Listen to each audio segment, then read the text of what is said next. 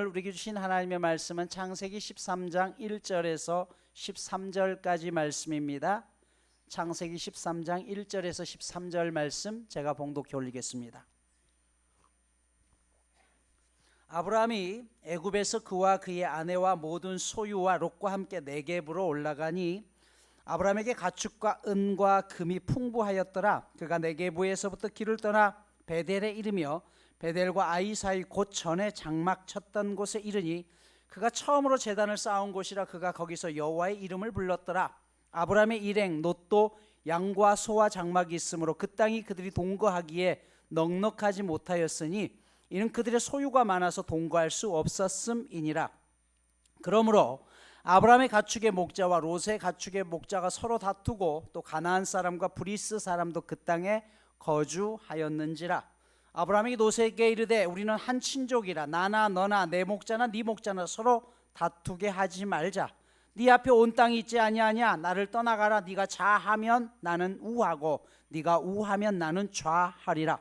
이에 롯이 눈을 들어 요단 지역을 바라본즉 소알까지 온 땅에 물이 넉넉하니 여호와께서 소돔과 고모라를 멸하시기 전이었으므로 여호와의 동산 같고 애굽 땅과 같았더라. 그러므로 롯이 요단 온 지역을 택하고 동으로 옮기니 그들이 서로 떠난지라. 아브라함은 가나안 땅에 거주하였고 롯은 그 지역의 도시들에 머무르며 그 장막을 옮겨 소돔까지 이르렀더라. 소돔 사람은 여호와 앞에 악하며 큰 죄인이었더라. 아멘. 기근 때문에 약속의 땅 가나안을 떠나서 애굽으로 내려갔던 아브라함이 하나님의 극적인 역사하심을 통해서 그가 원래 왔던 자리로 와야 했던 그 자리로 다시 돌아오게 되죠. 그런데 오늘 본문에 보면 2절에 아브라함에게 가축과 음과 금이 풍부하였더라 라고 이야기를 하고 있습니다. 즉 애굽의 바로의 처남이 된 대가로 인해서 그곳에서 많은 은과 금과 노비까지 얻게 되었다라고 말씀을 드렸죠. 자, 그렇게 이제 돌아와서 그들의 삶이 안정된 무렵에 있었을 때 또 다른 문제가 발생을 합니다. 그것은 아브라함과 롯의 갈등이 시작되었다는 것이에요. 그 갈등의 이유가 6절에 나와 있죠. 그 땅이 그들이 동거하기에 넉넉하지 못하였으니 이는 그들의 소유가 많아서 동거할 수 없었음이라.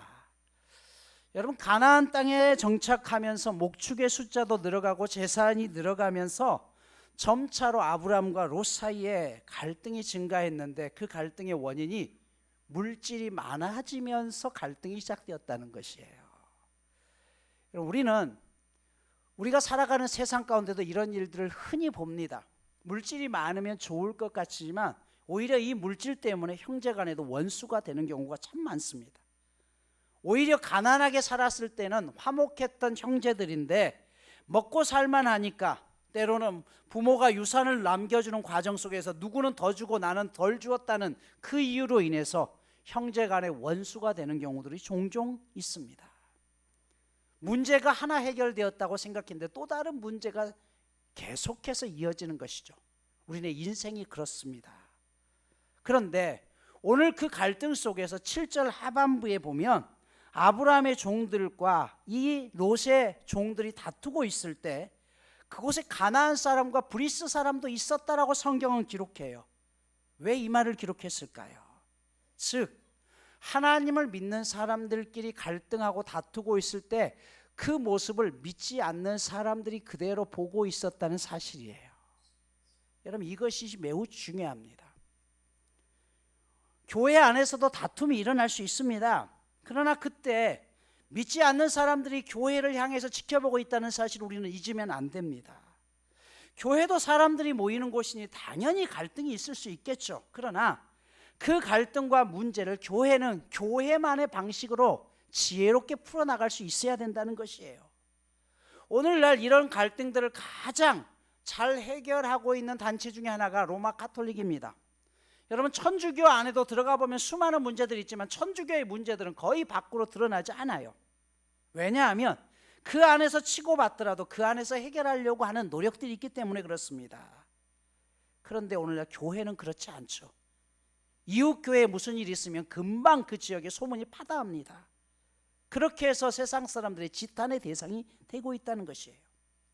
고린도전서 6장에 보면 사도 바울이 교회 안에서 일어난 성도 간의 문제 해결에 대해서 해결이 나지 않을 때 그것을 세상의 법정으로 가져가지 말고 어떻게 해서든지 교회 안에서 그 문제를 해결하라고 우리에게 권면합니다.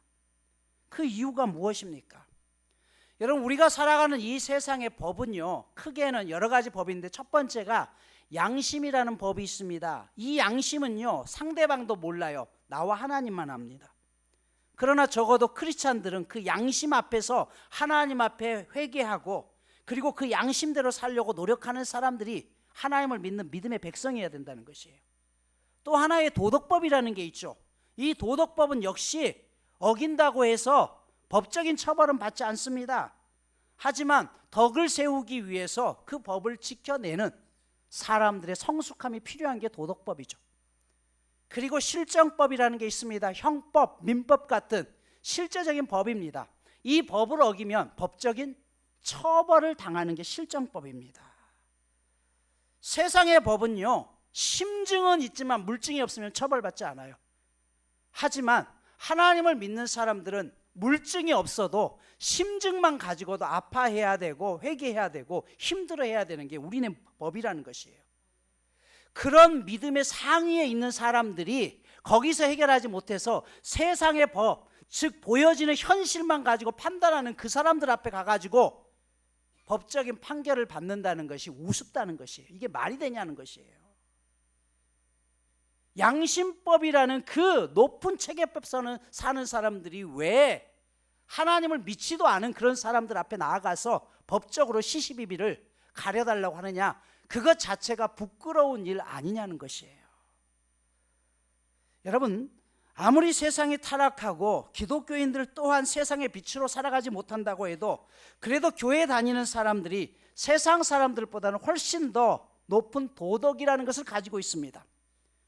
그래서 우리가 세상 사람들이 뭐라고 이야기해요? 너희는 교회 다니면서 그러면 되냐라는 말은 자신들은 모르지만 그래도 너희들은 우리보다는 좀 더 나은 삶을 살아야 되는 것 아니냐, 양심이 있고 하나님을 믿는 사람들이 그렇게 살면 안 되지 않느냐는 기대감을 가지고 우리에게 이야기하는 것이죠. 그런데 이런 기대를 가지고 있는 우리가 세상의 법적으로 가져가는 게 너무 수치스럽다는 것이에요. 사도 바울은 그래서 고린도전서 6장 4절에서 이렇게 말씀하죠. 그런즉 너희가 세상 사건이 있을 때 교회에서 경히 여김을 받는 자들을 세우느냐.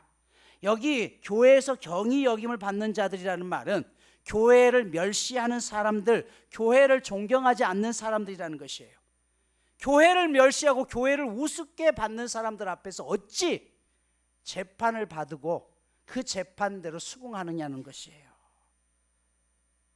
그래서 사도 바울은 교회 안에 문제가 있으면 그 문제를 그냥 덮자는 게 아니에요. 적어도 세상과는 다른 방식으로 우리 안에 자정적인 문제를 가지고 그 안에서 때로는 권면하고 때로는 그 안에서 여러 가지 문제를 통해서 해결받으라는 것입니다. 그런데 그것도 안 된다. 그러면 사도 바울은 이렇게 얘기하죠. 6장 7절을 보면 고린도전서 너희가 피차 고발함으로 너희 가운데 이미 뚜렷한 허물이 있나니 차라리 불의를 당하는 것이 낫지 아니하며 차라리 속는 것이 낫지 아니하느냐. 여기 보면 뚜렷한 허물이라는 것은, 허물이라는 단어 헬라어로 보면 패배라는 단어예요. 재판에서 이겼다고 해도 패배라는 것이에요. 그렇게 해서 얻어봤자 사람 잃고 돈 잃고 인심 잃고 심한 경우 신앙까지 잃어버리는데 결국 패배라는 것이에요. 그러니까 어떻게 해요? 차라리 손해봐라는 거예요. 그게 서로를 위해서 좋다는 것입니다. 여러분, 성도 간에도 왜 갈등이 일어납니까? 손해보지 않겠다는 것이에요. 교회 안에서도 먼저 온 사람들과 나중 사람들과의 기득권 싸움이 보이지 않게 있죠. 자기가 언제부터 왔다고 나서? 여러분, 이런 순간부터 문제가 되는 것이죠. 이 상황에서 오늘 아브라함이 어떻게 처신을 합니까? 8절 보십시오. 아브라함에게 롯에게 이르되 우리는 한 친족이라 나나 너나 내 목자나 내 목자나 서로 다투게 하지 말자. 이 원어를 보면 제발 다투게 하지 말자라고 이야기해요. 누구에게 제발이라고 이야기해요? 롯에게 이야기하는 거예요. 제발.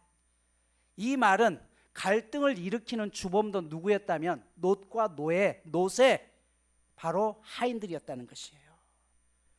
그러면서 아브라함이 갈등 해결을 제시하죠. 9절 보십시오. 네 앞에 온 땅이 있지 아니하냐. 나를 떠나가라. 네가 자하면 내가 우하고 네가 우하면 내가 자하겠다라고 이야기해요. 결국 독립하자고 하면서 그 선택권을 누구에게 줍니까? 롯에게 주죠. 여러분, 유목민족에게 있어서 이스라엘 백성들은 조상 대대로부터 양을 치웠어요. 이 유목민들에게 있어서 가장 중요한 건 첫 번째 물입니다. 물. 두 번째 목초지예요. 이 둘은 뗄라고 뗄 수가 없어요. 풀이 없으면 양떼들이 다 죽어요. 물이 없어도 죽는 거예요. 그것을 포기한다는 것은 다 망하겠다는 것이죠. 그런데 그럼에도 불구하고 오늘 아브라함이 이 소중한 것을 포기합니다. 그럴 수 있었던 이유가 무엇이에요? 애굽에서 하나님이 자기와 자기 가정 가운데 어떻게 역사하시는지를 분명하게 깨달았기 때문입니다. 지난주 설교 가운데도 말씀드렸습니다마는 이 두 사람의 숙질 관계를 보면서 오늘날에 우리가 세상을 생각하지 않을 수 없습니다. 생존권을 둘러싼 갈등은 사람들이 모이기 시작한 이래로 계속되어 왔던 인류의 어두운 면입니다. 아브라함은 이런 속에서 갈등을 해결하는 가장 모범적인 방법을 제시하고 있습니다. 그 방법이 뭐예요? 평화는 힘 있는 사람들의 양보가 선행될 때 가능하다는 것이에요. 만약 힘 없는 사람이 힘 있는 사람의 강요에 의해서 자기 권리를 포기해야 된다면 원한 감정은 반드시 남게 되는 것이고 그런 감정은 반드시 폭발합니다. 죄 없으신 주님께서 십자가에서 처형당하신 것은 바로 이런 폭력의 악순환을 깨트리기 위해서였어요. 주님은 십자가 위에서 인간이 얼마나 아름다운지를 보여주셨습니다. 자신을 십자가에 못 박고 박해하는 사람들을 향해서 용서하라라고 말씀하셨고 그 모습을 보았던 로마의 백부장이 당신은 진실로 하나님의 아들입니다라고 고백해요. 여러분, 힘으로 얻어지는 평화는 절대 영원하지 않습니다. 오늘날 우리가 미국에 대해서도 우려하는 게 그거 아닙니까? 제2기 트럼프 시대가 열려지면서 트럼프 대통령이 하겠다는 게 뭐든지 자국 위주로 하겠다는 것이에요. 그런데 미국 내에서도 이게 나중에 미국 안에 엄청난 큰 타격이 있을 거라고 염려하고 있습니다. 내가 힘이 세니까 내 말대로 해. 니네들은 내 말 듣든지 아니면 엎어버리겠다. 이건 결코 그런 힘으로는 오래 유지할 수 없다는 것입니다. 서로 용서하고 차이를 용납하고 조화를 이루기 위해서 조금씩 양보하는 것이 평화의 길입니다. 그것이 복받는 길이죠. 아브라함은 오늘 얼마든지 삼촌으로서의 자신의 기득권을 요구할 수 있습니다. 왜냐하면 아브라함이 주체고 롯은 딸려온 식구입니다. 그러니 내가 먼저 선택해도 아무러고 누가 뭐라고 할 사람 없죠. 하지만 롯에게 기꺼이 선택권을 넘겨줍니다. 롯이 눈에 좋아 보이는 요르단 평지를 선택했을 때도 아브라함은 노여워하지 않았습니다. 그랬기 때문에 그들은 끝까지 좋은 관계를 유지할 수 있었습니다. 힘 있는 사람이 양보했을 때 상처가 없어지는 것입니다. 상대의 기쁨을 나의 기쁨으로 삼을 줄 아는 넉넉한 마음이 우리에게 있을 때 그 사람이 복받은 거예요. 복은요, 내가 많은 것을 누렸기 때문이 아니라 내 마음에 기쁨이 있을 때 그게 복인 것입니다. 복은 우리의 선한 행실에 대한 보상이 아닙니다. 우리가 선한 삶을 선택할 수 있다면 이미 우리는 복받은 자입니다. 그런 삶을 보고 하나님께서 우리에게 더 좋은 것을 주시고 더 큰 일을 맡기신다면 그것은 보상이 아니라 그야말로 하나님의 선물인 것이죠. 오늘 저와 여러분이 우리 교회가 그런 교회, 그런 사람이 될 수 있기를 축복합니다. 롯이 이 상황 가운데서 어떻게 합니까? 10절을 보십시오. 이에 롯이 눈을 들어 요단 지역을 바라본즉 소알까지 온 땅에 물이 넉넉하니 여호와께서 소돔과 고모라를 멸하시기 전이었으므로 여호와의 동산 같고 애굽 땅과 같았다라고 이야기해요. 자, 롯이 선택한 그 땅, 요르단 땅이 얼마나 멋져 보이는지 여호와의 동산 즉 에덴 동산 같고 애굽 땅과 같았다는 것이에요. 둘 다 살기 좋은 것을 의미하는 표현이죠. 그런데 오늘 성경이 이 두 가지 단어를 같이 기록한 이유가 무엇일까요? 단순히 먹고 살기 좋은 땅이라서 그럴까요? 아니요. 비교하는 것입니다. 에덴 동산은 하나님의 약속이 있는 곳이고 하나님이 주인인 곳이 에덴 동산입니다. 반면 애굽은 철저히 내가 주인이고 세상이 중심인 곳이 애굽이라는 것이에요. 롯은 외형적인 모습만 보고 에덴 동산과 애굽이 무슨 차이가 있느냐? 똑같이 여겼다는 것이에요. 여러분, 우리가 신앙을 잃어버리게 되면 에덴 동산이나 애굽이나 똑같아요. 아니, 다들 그렇게 하는데, 눈에 보이는 게 좋은데, 보기 좋은 떡이 맛있다고 하는데 굳이 그렇게? 여러분, 아닙니다. 신앙적으로 교회를 떠나간 사람들을 보십시오. 그들이 나중에 세상의 기쁨을 알게 되면 더 깊이 들어갑니다. 그 이유는 인간은 반드시 하나님이 채웠던 그 공간이 비게 되면 다른 세상의 것으로 채울 수밖에 없어요. 이 공간 안에 히터가 꺼지는 순간 차가운 공기로 채워지는 것과 똑같은 것이에요. 이게 영적인 것입니다. 그래서 우리의 영적인 부분을 하나님의 말씀으로 채우지 않으면 빈만큼 세상의 생각들이 그 자리를 자리 잡게 되는 것이에요. 그래서 하나님을 떠난 사람들이 오히려 나중에 하나님의 백성들을 더 핍박하는 경우가 종종 나타나는 이유가 바로 여기에 있습니다. 오늘 본문을 자세히 읽어보시면 이러한 눈에 보이는 것을 선택했던 롯의 선택이 그다지 현명하지 않았다는 것을 성경은 조용하게 드러내고 있습니다. 오늘 본문에 보면 아직 주님께서 소돔과 고모라를 멸하시기 전이었다. 무슨 말이에요? 그 땅은 곧 망한다라는 것입니다. 참 알 수 없는 게 우리네 인생입니다. 그래서 노자는 그런 말을 하죠. 화여, 복이 너에게 기대어 있구나. 복이여, 화가 네 속에 엎드려 있구나. 항상 잘 되는 것만이 아니라 복이 있으면 화가 있고 화가 있으면 복이 있는 게 우리네 인생이라는 것이에요. 그것을 깨닫지 못할 뿐이라는 것입니다. 중요한 것은 그 중심에 하나님을 모시고 있느냐 그렇지 않느냐의 삶입니다. 12절을 보면 롯은 아브라함을 떠나서 소돔까지 이르게 됩니다. 그런데 하나님은 그 소돔을 뭐라고 이야기해요? 13절 보면 여호와 앞에 악하고 큰 죄인이었다. 하나님은 분명 그 땅이 죽음의 땅이었지만 롯이 보기에는 너무 좋은 땅이었다는 것이에요. 우리가 깨달아야 될 내용이 무엇일까요? 인생을 살아가면서 경험도 중요하지만 그 경험에 대한 해석이 더 중요합니다. 똑같은 사건을 보고서도 어떻게 해석하느냐에 따라 달라지는 것이에요. 아브라함은요, 한때 바로 왕의 처남이 되어서 많은 것을 얻었지만 그보다 더 중요한 게 아내와 하나님의 약속이고 또한 가족이라는 사실을 깨닫게 되죠.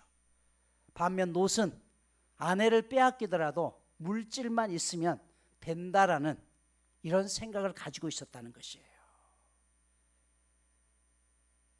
오늘 말씀을 마무리합니다. 롯과의 평화를 위해 기꺼이 자신의 모든 기득권을 내려놓았던 아브라함의 하나님이 오늘 말씀합니다. 아브라함아, 너 있는 곳에서 눈을 들어서 동서남북 서쪽을 바라보아라. 네 눈에 보이는 그 지역까지 너 그 땅을 너와 네 후손에게 주겠다라고 이야기해요. 요단 평지를 바라보는 롯의 눈길과 하나님의 지시에 의해서 사방을 두루 바라보는 아브라함의 눈길은 사뭇 같은 것 같지만 전혀 다른 눈길입니다. 하나는 내 자신의 이득에 발빠른 그런 눈길이고 또 하나는 모든 것이 하나님의 은혜입니다라는 감사의 눈길입니다. 교회 안에서도 우리가 이런 경우 종종 알 수 있죠. 어떤 사람은 그런 이득만 쫓아서 권리만 요구하는 사람이 있는가 하면 어떤 사람은 늘 양보하면서 감사하며 살아가는 사람들이 있습니다. 그런데 그들의 끝을 보더라도 분명하게 달라요. 하나님은 아브라함의 후손들에게 땅의 먼지처럼 셀 수 없이 많아지겠다고 약속하셨습니다. 그리고 하나님의 약속은 그가 인생길을 살아가는데 암흑 속에서도 보여지는 또 하나의 빛이었습니다. 약속은 희망이고요, 희망이 있는 인생은 결코 포기하지 않습니다. 15절에 보면 오늘 그 땅을 잠시 너에게 주겠다고 하지 아니하고 영원히 주겠다라고 했습니다. 여기 영원이라는 단어가 매우 중요한 단어죠. 하나님께서 아브라함을 가나안 땅을 너의 후손에게 영원히 주겠다라고 했어요. 여러분, 이 가나안 땅이 추후 70년 로마의 티투스 장군에 의해서 완전히 박살납니다. 예루살렘 성전은 다 불타서 무너져 버리고요, 이스라엘이란 나라는 역사 속으로 사라집니다.